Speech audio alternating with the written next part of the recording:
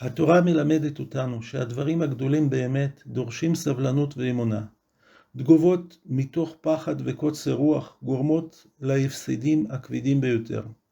משה עלה להר סיני לקבל את לוחות הברית ומסר לעם, כי ישוב בעוד 40 יום, בסמוך לסיום התקופה. וירא העם כי בושש משה לרדת מן ההר.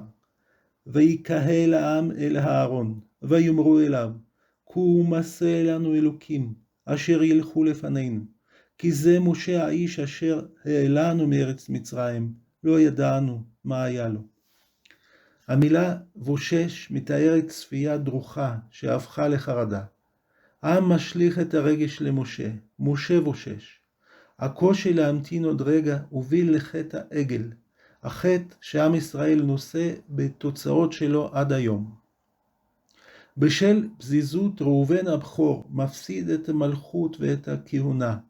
כך אומר לו יעקב אבינו. ראובן, בכורי אתה, כוחי וראשית אוני, יתר שאת ויתר עז. פחז כמים, אל תותר. יעקב פותח בשבחים המתארים את מעמדו הרם של ראובן, אך קובע כי פחז. אותם אותיות כמו חיפזון, וזה גורם לאיבוד היתרון. הפזיזות נמשלת למים הזורמים למטה ללא שליטה עצמית. גם שאול, המלך הראשון של ישראל, משלם על החיוב לפעול מיד.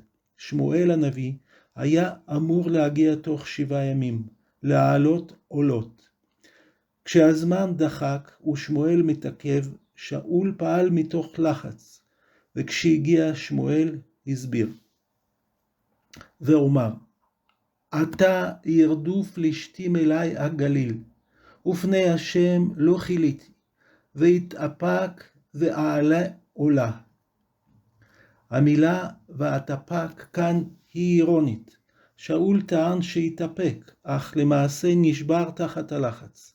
על כך אמר לו שמואל, נסכלת, עשית שטות.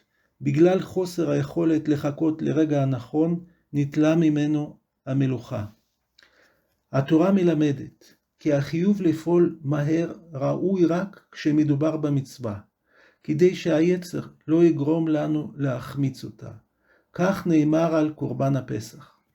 וככה תאכלו אותו, מתניכם חגורים, נעליכם ברגליכם, ומקלכם בידיכם, ואכלתם אותו בחיפזון, פסח הוא להשם. כאן החיפזון הוא מוכנות ודריכות לקיים את המצווה. אפשר לסיים במילים מהתפילה, שאנו מבקשים שהנפש שלנו תהיה כעפר לכל דבר חומרי, ושנהיה דרוכים רק לדברים רוחניים ולעשיית הטוב. ונפשי כעפר לכל תהיה, פתח ליבי בתורתך, ובמצוותיך תרדוף נפשי. תודה רבה על ההקשבה, שבת שלום.